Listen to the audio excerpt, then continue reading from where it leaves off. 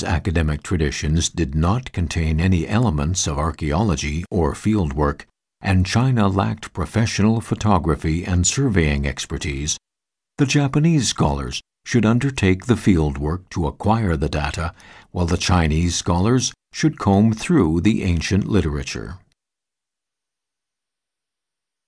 我们现在真的是很难评价他这个建议是中肯的还是有什么险恶用心的。但是在中国学者来讲，我觉得任何中国人都不能接受的。其实这个话是对中国，尤其对梁思成最大的刺激。Research by modern scholars is primarily based on evidence. All theories have to be validated by practice. As the saying goes, seeing for oneself is 100 times better than hearing from others. However many books I exhaust, a tangible understanding of ancient Chinese architecture still remains beyond my reach. Impressions from reading alone make it impossible to model the architecture into a form of art. Therefore, the only way to study ancient Chinese architecture is to explore the architectural relics in person. Liang Sicheng, at the age of 30, had the determination and ambition to write a complete architectural history of China. This work would represent a magnificent task, but Liang's personal life from then on was destined to hardship and frustrations. In the vicissitudes of Chinese history, powers rose and fell, with the defeated always in the wrong. For 2,000 years, most successful revolutionaries followed the example of Xiang Yu, who set fire to the Xianyang Palace. Hence, in the eyes of architects, ancient Chinese wooden architecture was a rare treasure. The Japanese scholars took great pride in the Tang wooden construction preserved in Japan. They claimed that the most ancient Chinese wooden structure was the Buddha Sutra Hall in Datong, which could be dated back to 1038 AD during the Liao dynasty. The Buddha Sutra Hall is located in Datong Museum. Since the Liao dynasty, the hall has been used to store the sutra. There are 31 delicate Liao statues standing in the hall. Along the walls, there are 38 carved wooden cabinets for storage. In the middle of the back wall hangs a heavenly palace pavilion. These exquisite wooden structures are rows of bookcases to store the sutra. They are the oldest and the only extant sutra cabinets in China. But is it true, as the Japanese scholars claimed, that there is no ancient wooden architecture in China older than the Huayan Temple? In the early 1930s, news came that a team of young archaeologists had discovered inscribed wooden tablets from the Han Dynasty, which could be dated back 2,000 years. Liang Sicheng was exhilarated by this news. He staunchly believed that somewhere in a sleepy corner of China there still stood some Tang wooden architecture. In the spring of 1932, the Institute organized its first field trip to examine ancient architecture. In Ji County of Hebei, less than 100 kilometers from Beijing, a wooden Liao building was discovered, which made Liang wildly happy. Now the trip will take less than 2 hours, but back then it took an entire day. This was an unforgettable trip.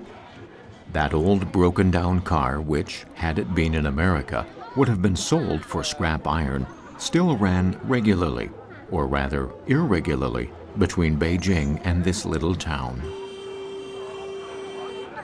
The Guanyin Pavilion could be seen from afar. They could tell this was an example of pure and unpretentious ancient architecture. The temple had remained intact throughout the disaster and wars of the last 1,000 years. A blessed place and a sacred temple, it prospered under the guardianship of the townspeople. thus proving that wooden structures can also survive history.5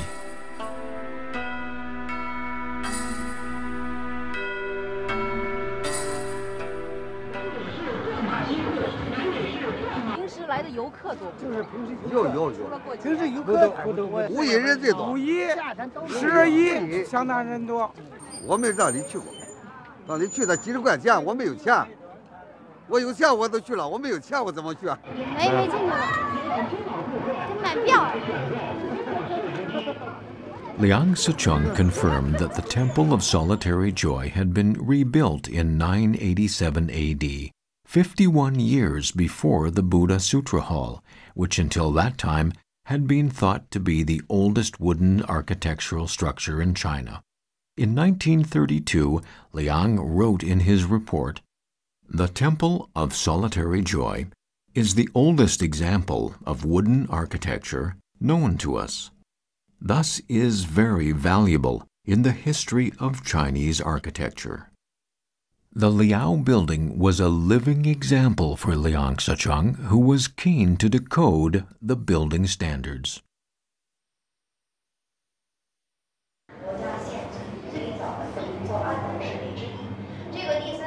因为很多东西啊，在宋朝法式上见过，譬如侧角啊、升旗啊、斗拱啊，而蓟县独乐寺呢，恰恰是它反映了宋代、唐宋早期建筑的形制，所以他特别兴奋。很多看不懂的东西，通过这个调查，他弄明白了。而这些东西呢，在我们他过去调查清代的故宫，弄不明白。In the 1930s, the temple was occupied by different armies and was likely to be damaged. Liang was worried about the temple's fate, so in his research report he advocated that the temple be protected. The Guanyin Pavilion and the gate to the temple are among the oldest extant ancient Chinese structures. Although the people in Ji County regarded them as holy in terms of religion, in reality, they had neither the capacity nor the expertise required to conserve them. For decades, the temple was exposed to both the harsh weather and the ravages of the military. In Japan, the Ancient Temple Conservation Act has already been in effect for 30 years. Yet in China, large-scale havoc is still underway. Are we not embarrassed to think of this?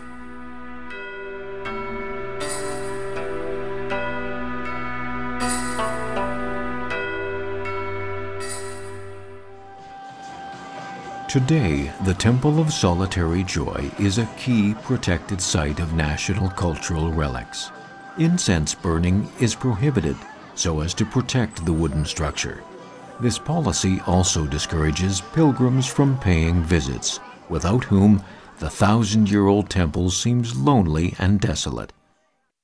However, this may be a blessing for the Temple of Solitary Joy.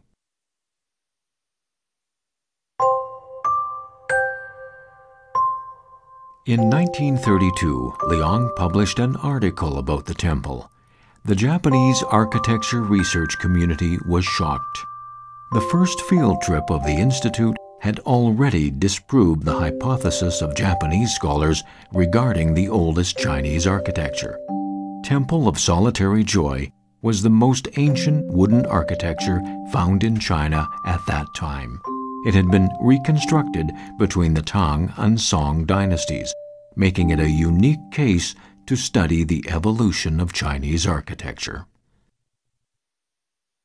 The Temple of Solitary Joy was built in 987 AD, only 77 years after the fall of the Tang dynasty.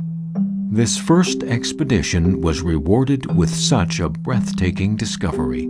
Liang Sicheng had already approached the doorsteps of Tang wooden architecture.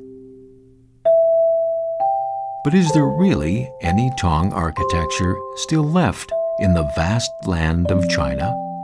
If so, where is it?